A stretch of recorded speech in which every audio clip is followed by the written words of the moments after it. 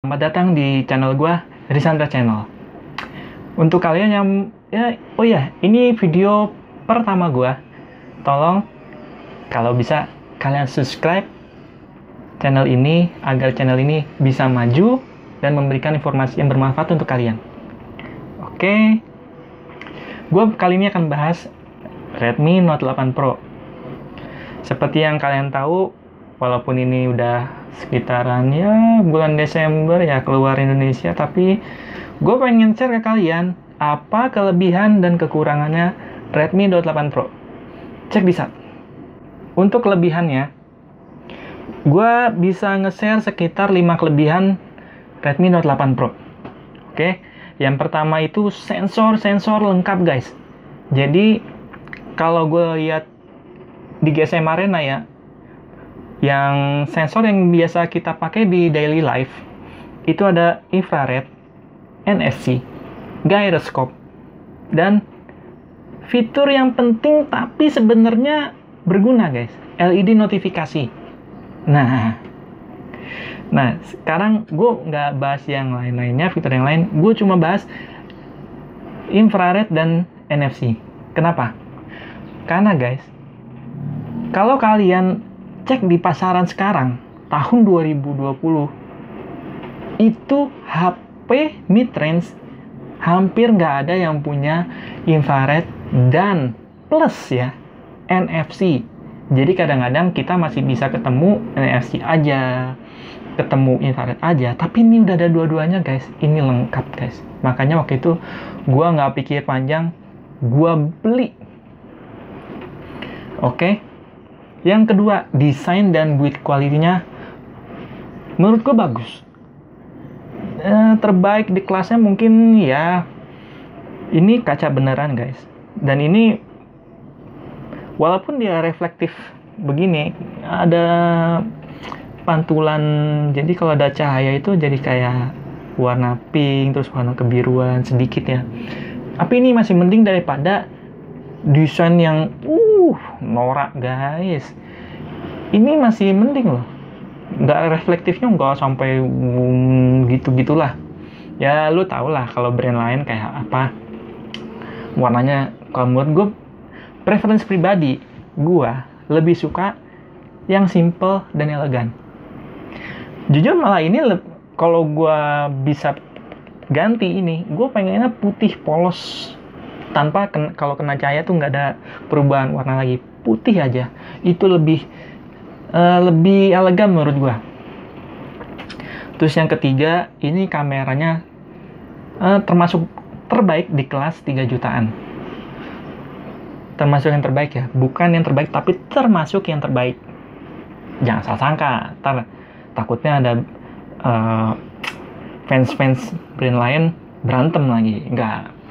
Ini termasuk yang terbaik. Untuk nomor 4, prosesornya kuat banget guys. Mungkin kalian udah cek, bisa lihat di review-reviewer lain, G90 itu buat game kayak gimana. Wah mantap guys. Walaupun gue bukan gamers sejati, bukan heavy gamers, tapi gue bilang ini oke banget prosesornya. Terus yang kelima, ini sih kesimpulan untuk kelebihan ya, price to performance oke, in my opinion. Lalu kita masuk yang mungkin kalian tunggu-tunggu, kekurangannya.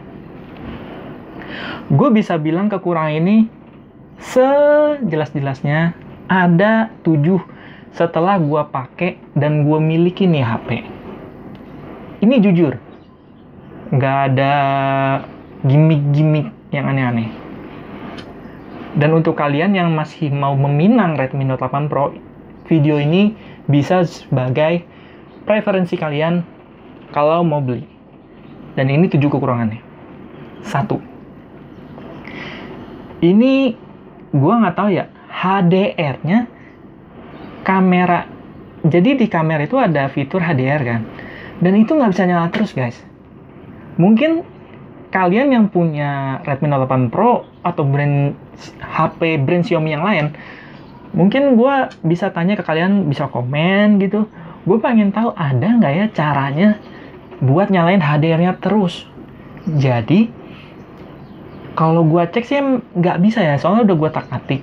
Tapi mungkin kalian ada yang tahu. Silahkan komen. 2. Tidak ada night mode di kamera ultrawide. Nah, ini karena brand lain ada di ultrawide itu dia punya night mode, sedangkan di sini nggak ada. Gue pastikan nggak ada karena gue udah cek, karena udah gue tak-atik nggak ada. Itu aja. Terus yang ketiga, tidak bisa berpindah mode lensa saat perekaman video, guys. Simpelnya begini, kalau kita lagi merekam video pakai kamera wide, kamera utamanya, terus kita mau langsung pindah ya, tanpa keluar lagi ngerekam video, itu nggak bisa pindah langsung mode ultra wide. Jadi kita harus keluar dulu, masuk ke ultra wide-nya, baru kita bisa ngerekam video. Kalau brand lain ada, dan itu suatu kelebihan, karena kita nggak perlu keluar dulu untuk pindah mode lensa, dan ini menurut gua kekurangan. Nah, yang keempat nih, belum ada update Android 10. Nah, kayaknya ya, mungkin cuman nunggu waktu aja. Kenapa? Karena kalau gua search di berita, itu udah keluar tuh beritanya. Jadi untuk update Redmi Note 8 Pro, update ke Android 10, itu sudah roll out ke luar Cina, tapi mungkin ke Indonesianya sedikit telat. Dan sedangkan sampai gue ambil video ini belum ada update ke Android 10. Sabar aja, pasti ada. Nah, yang kelima ini mungkin termasuk ngebetein kekurangannya. Kenapa? Karena dia nggak bisa pasang mic eksternal, guys. Kalau kita ngevlog pakai mic eksternal, ini nggak bisa di Redmi Note 8 Pro. Setelah gua search ke forum-forum Xiaomi, banyak tuh yang ngeluh nggak bisa pasang mic eksternal karena katanya ya bug dari MIUI-nya. Kayaknya algoritmanya nggak mengizinkan pakai mic eksternal. Gua nggak ngerti itu kenapa tuh. Mungkin kalian yang bisa pasang mic eksternal di HP-HP Xiaomi mungkin bisa komen di bawah, tunjukin dong caranya, karena gue otak-atik itu nggak bisa, guys. Udah gue pakai open kamera, pakai aplikasi yang lain, FV5 Lite kalau nggak salah, itu juga nggak bisa. Jadi kalau kita pasang mic eksternal itu tuh kedap-kedip, ping ping ping. Gue nggak ngerti tuh. Jadi suaranya putus-putus kalau kita ngerekam videonya. Sumpah gue agak-agak bete sih sebenarnya, karena gue pengen ngevlog pakai kameranya lumayan oke soalnya kalau buat ngerekam video. Tapi gimana lagi? Terus yang keenam, speakernya kurang lantang. Jadi gimana maksudnya? Jadi gini, guys.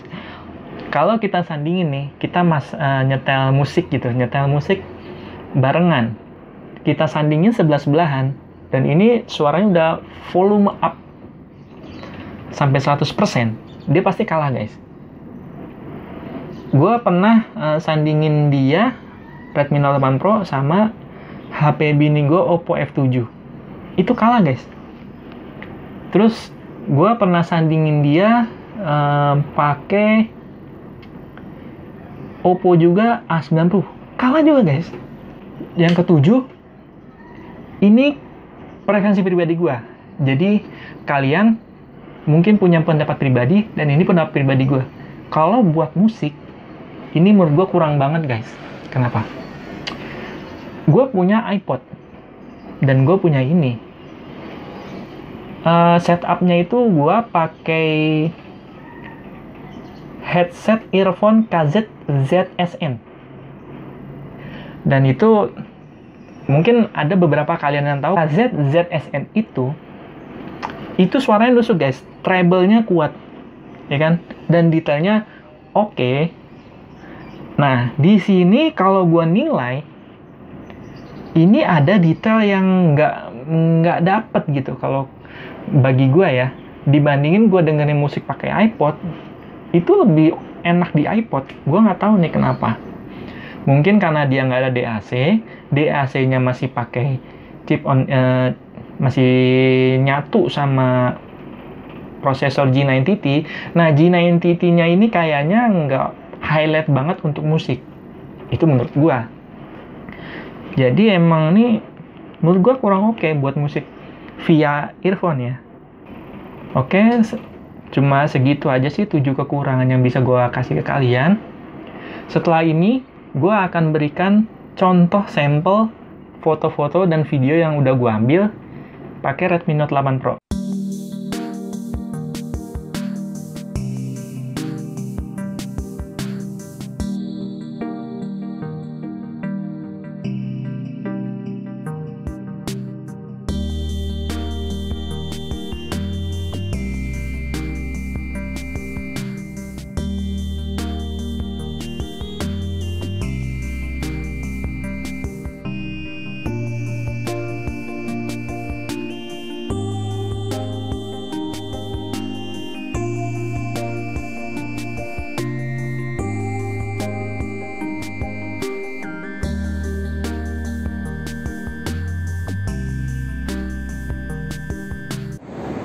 Oke, ini rekaman video dipegang dengan satu tangan, fps-nya 30. Kalau fps-nya 30 nih nyala nih IIS-nya nih. Menurut gue sih oke lah, lumayan stabil. Oke, gimana perekaman suaranya? Kalian lihat sendiri, bagus atau tidak? Kita beralih ke 60 fps. Oke, ini yang 60 fps, IIS-nya mati. Gimana? Ada perbedaan dengan yang 30 fps? Kalau ini sih emang agak goyang-goyang ya. Oke, kalian lihat sendiri. Hai. Nah, kalau ini kamera depan, ini sama sekali nggak ada IIS-nya. Kalau warna sih oke lah ya. Ini lagi ada di dalam parkiran gedung. Ini ngadep cahaya. Kalau kita nggak ngadep cahaya seperti ini, bagus ya warnanya. Bagaimana kualitas suaranya? Ini sorry ya, gue pakai masker karena emang lagi PSBB di Jakarta pas gue ngerekam ini. Gimana menurut kalian kualitas dan suara perekamannya? Kalian lihat sendiri ya. Salam, assalamualaikum warahmatullahi wabarakatuh. Gua Indra dari Sanda Channel. Terima kasih udah menonton. Please subscribe, share, klik notifikasi untuk mendapatkan update terbaru dari Sanda Channel. Terima kasih. Assalamualaikum.